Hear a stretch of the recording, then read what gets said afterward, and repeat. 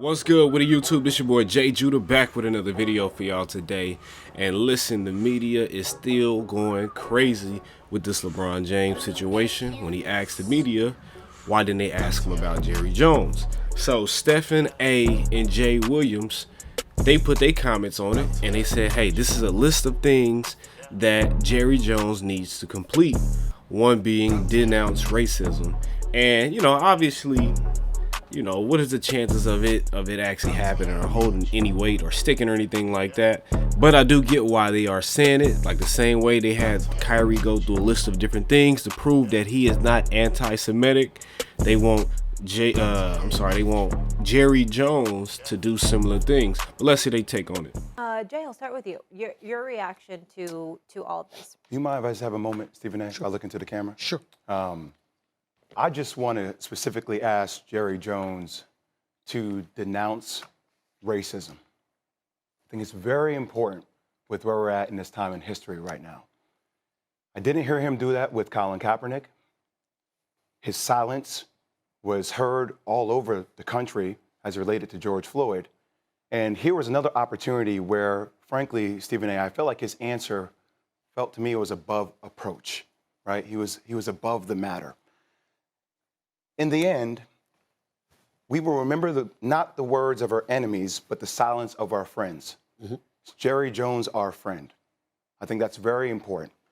And I say that because I don't condone the 14-year-old kid doing that. Like, I agree with you. We're on the same page, 14-year-old kid, curiosity. Yeah. But sometimes in life, there's good people and there's bad people. And what happened on his commentary when he was addressed about this, which he had multiple days to think about, the direct quote was, I don't know that I or anybody anticipated or had a background of knowing what was involved. It was more of a curious thing. Mm-hmm. Why is Jerry Jones absolving the hundreds of people who were around him who had different intention? Why is he speaking for everybody's intention when you could tell that maybe he was curious, but there were a lot of people there who weren't curious. There were a lot of people there who were racist, and that's okay to say. What was even more concerning for me is that when Kyrie Irving posts a pic of Hebrews to Negroes, we automatically come to the table by saying you need to denounce anti-Semitism. But Jerry Jones didn't denounce racism, right? It felt like he deflected. And how come he didn't use words, Stephen A., like that moment was a grotesque time in history. Mm-hmm. It was monstrous. It was ugly. Those kids didn't deserve that.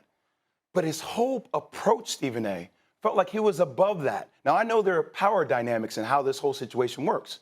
Kyrie Irving is an employee, Jerry Jones, an owner of a team.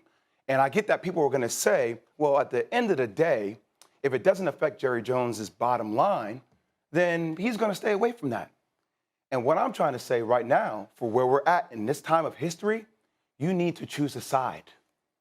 Because that moment, Jerry Jones, the 80-year-old man, reminded me of the 14-year-old kid still being curious. And you can't be curious when you're in a position of power in the NFL representing hundreds of black people that work for your organization. The players have asked you to speak up about things like this. I just felt like it was a very missed opportunity for him. Now, I'm not saying Jerry Jones is racist, but I need him to publicly address. And I'm also curious, Stephen A., what he has learned from this experience. We talk about holding people accountable, holding their feet to the fire. I'm curious about what he has learned from this entire situation, because that's what we asked of Kyrie Irving.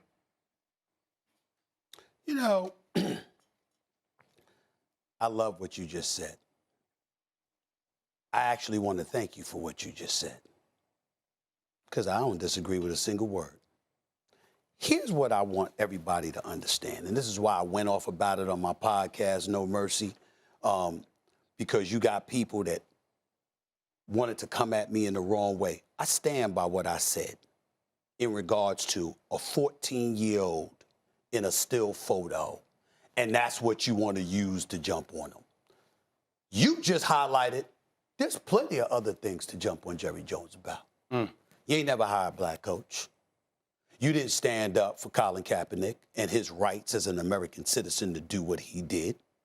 You didn't speak out initially. You were actually hiding when it came to social justice issues, Jerry Jones. Jerry Jones would tell you, I told him that. Where you at? I don't give a damn what you say. Say something. You got to speak up. You can't be quiet.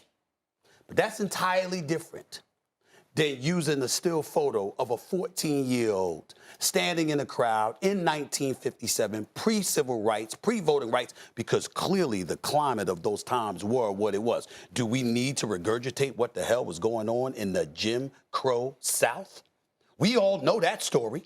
Lynchings, murders, rapes, mayhem, all types of stuff, all types of insidious, despicable things that was done and inflicted upon the black race. We understand what the hell was going on down there. So if you're Jerry Jones and you're standing in the crowd, I'm looking at how you're acting more than I'm looking at what the environment is. Because to me, that environment was all over the damn South.